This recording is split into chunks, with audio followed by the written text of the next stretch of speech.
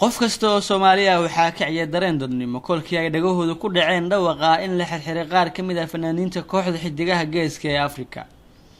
Toddobaadka hore waxaa si diiran Muqdisho ay u martigelisay fanaaniin huwan maqaamka Soomaalinimo kana yimid caasimadda dalka Kenya ee Nairobi, fadhigooduna uu yahay magaalada Hargeysa ee caasimadda Somaliland. indhawaalahan social media waxaa aad ugu soo badanaya cambaaraynta dusha looga tuuray xukuumadda Somaliland oo maalmo ka hor ku xirtay madaarka caalamiga ah ee Cigaal International ee magaalada Hargeysa iyagoo ka soo laabtay magaalada Muqdisho ee caasimadda ummadda Soomaaliyeed oo munaasabadda ciidda ay ku qabteen bandhig ay kaga soo qayb galeen dhammaan taageerayaashooda.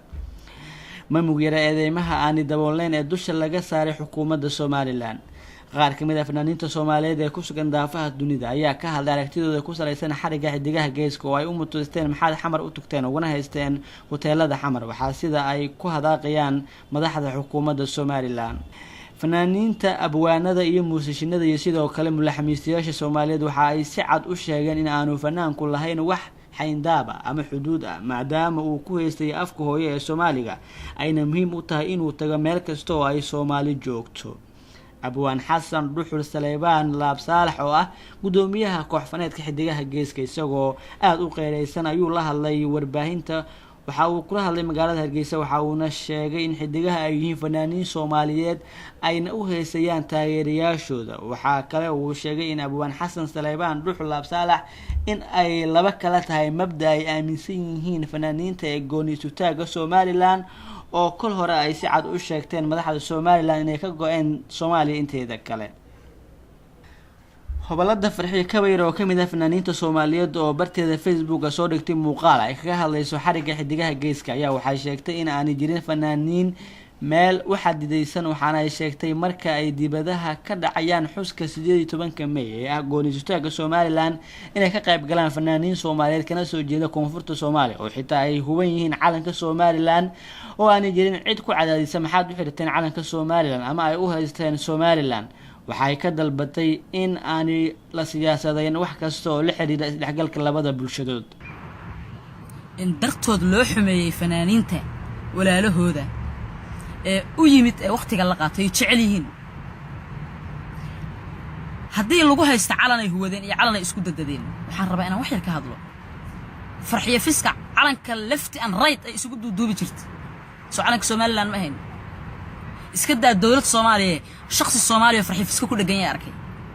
ama caynaya ama video soo duubay ama cambaaraynaya arkay ma dhicin.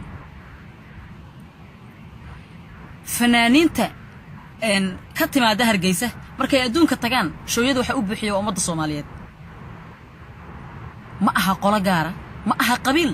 fanaankuna qabiil ma laha.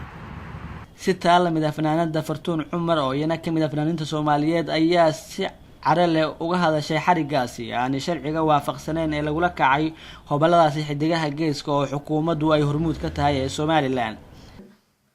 la socodsiyo walaaladay fanaaniinteeda sharafta leh ee aan jecelnahay xidigaha geeska gaar ahaan afarta dhalinyaro ee xiran Nimcaan Hilaac, Cabdiraxmaan Oday, Cirro, Xamdi Kuweyn inaan ka xunahay inaan caawa xabsi dhex jiiftiin walaalayaal. waan wax qadar Ilaahay ku dhacay oo dhihimayno maxay u dhaceen waxay nagu dhacay waxay naga weyn yihiin waqti badan soo ma dhihi karno maxaa loo xirayo sida ku dhacda iyo Ilaahay idankiisna bari hadii Allah wada la yiraahdo. Jamaal Cali Xuseen oo ah musharax madaxweyne ee xisbiga UCID ayaa sidoo kale isaguna mar uu la hadlay warbaahinta ka howlgashay Somaliland waxa uu ka hadlay caburinta joogtada ah ee ay ku caanbaxday xukuumadda madaxweyne Axmed Maxamed Maxamuud Siilaanyo. waxa uu sheegay inay tahay waxyaabo laga leeyahay dana gaar ah. waxa uu sheegay Muqdisho inay tagaan mas'uuliyiin ka tirsan xukuumadda talada hay'adda ee Somaliland oo ayba hanti iyo guri ku leeyihiin Muqdisho. waxa uu sheegay in waayadan dambe xukuumaddu ay caadiyeysatay in ay xirxirto fanaaniinta iyo sidoo kale abwaanada iyo sidoo kale suxufiyiinta ka howlgala deegaanada Somaliland. yararka imika ugu dambeysay arrinka ugu waalan waxa weeyaan yararkan xidigaha geeska oo lagu haysto xamar baa ka soo dhigteen show war siyaasiyiintu iyaga u dhunta siyaasiyiinta dawladda kulmiye ka tirsan iyaga xamar u dhunta qaarkood baa guriga ku leh waan ognahay maaha inay dadka waalaan oo ay dhalinyarada ku qabsadaan xamar baa tagtay xamar goormay noqotay dambi sootii ay qodobkii ay ku kala saxeexdeen iyagu ay saxeexeen turkiga ay ku kala saacadeen miyaanu qodob ku jirin oo dhan isu socodka dadka waa waadax war miyaga managa wala mas'aadan baa laga heesiya war dalka fudud ka daa gunaanadka daawadayaal waxaa jira heshiis ay kala sixideen madaxda Soomaaliya iyo Somaliland ee lagu qabtay magaalada Istanbul ee dalka Turkiga waxayna kala ahaayeen in aan la siyaasadeen labada shacab oo aan jirin wax soo hodin ah iyo in loo fududeeyo wax kasta oo ay isaga baahnaan karaan shacabweynaha Soomaaliyeed xukuumadda talada haysa ee Somaliland waxay kala kulmaysaa arrintan waji gabax aan laga fiirsanin mahadada uu keeni karo Idruus Maxamuud Iimaan Somali News TV Muqdisho